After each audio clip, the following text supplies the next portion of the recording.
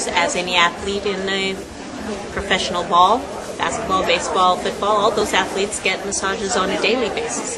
These dogs don't get it necessarily that often, but they have issues very similar to any of the human athletes that we deal with and do massage therapy on. Most of my work is therapeutic. It's not the type of relaxation that most people think of massage as a spa would be.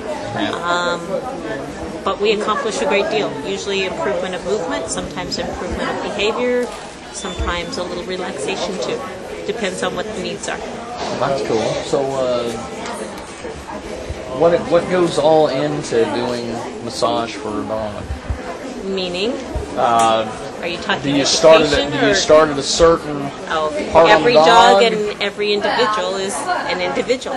So each one is unique to whatever it is. So the first thing I do when I'm evaluating is watch a dog move.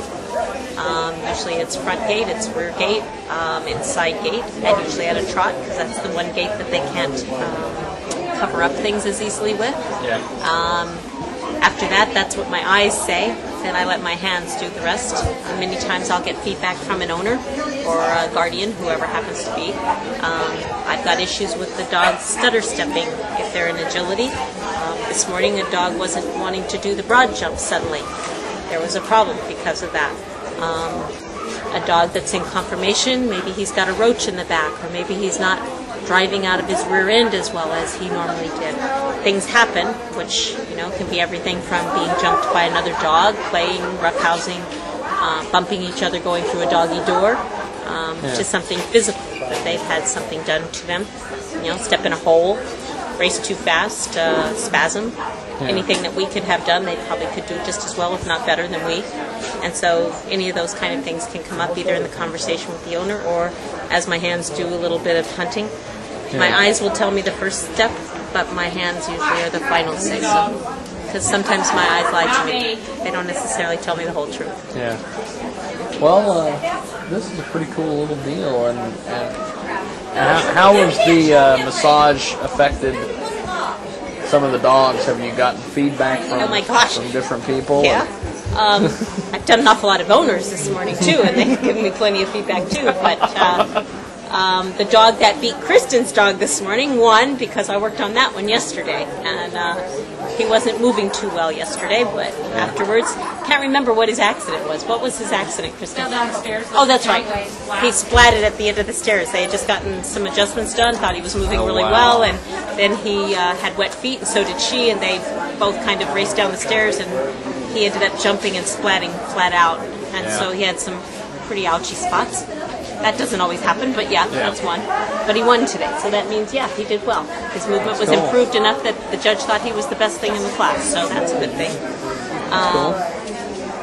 I have one that had a roached back, no longer has a roached back. That's a hump in the back that's not supposed to be there. Some breeds are having a little more roach, but that one wasn't supposed to, and it now is relaxed, and it did quite well. It just depends. Every dog has their own issue, and hopefully the improvements come back. Sometimes the improvements are 48 hours out, so you don't get as much improvement as you would get immediately, but you get it within 48 hours, usually on a dog, 72 hours on a human.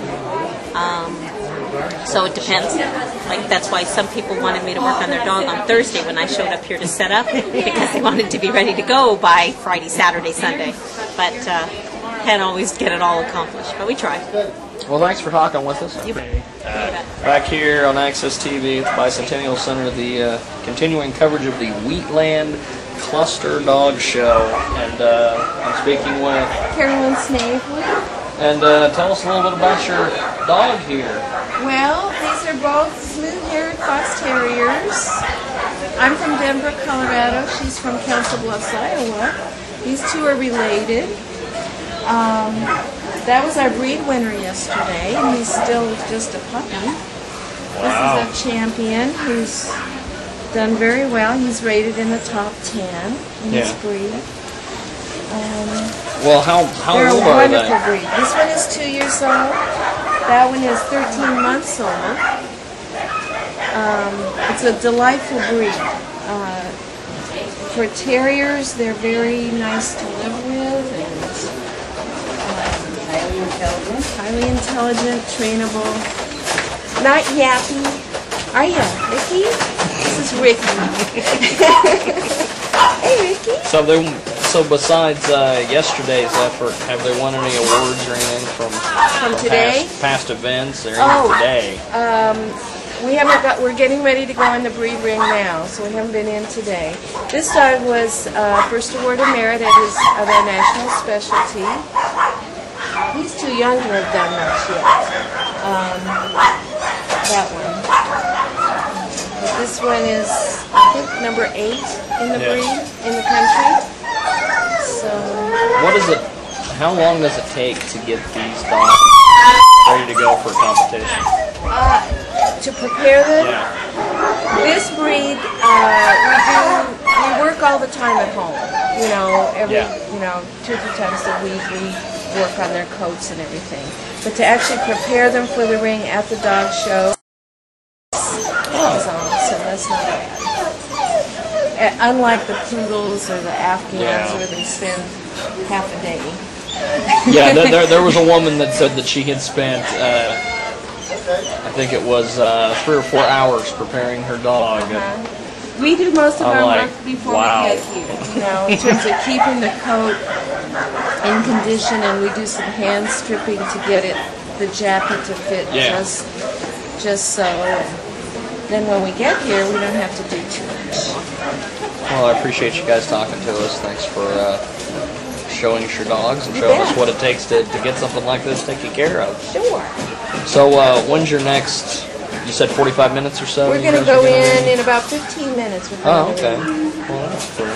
And so what do they judge them on? There's a written standard.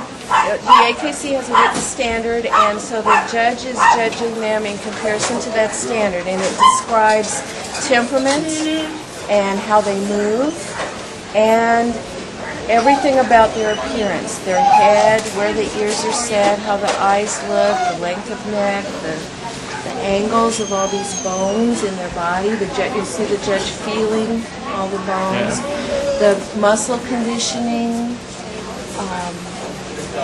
feet, teeth. There's everything. What we're judging is breeding stock. Is this dog worthy of replicating himself? Yeah. And this one is. Well, thanks again for doing this. I appreciate it, and good luck today. All right, thank you. Appreciate it. Sheila Basinger, Edmond, Oklahoma. And what's your dog? Tell me about your dog now. This is Olivia. And Olivia's number... No, she's number 4, the number 4 toy poodle in the nation.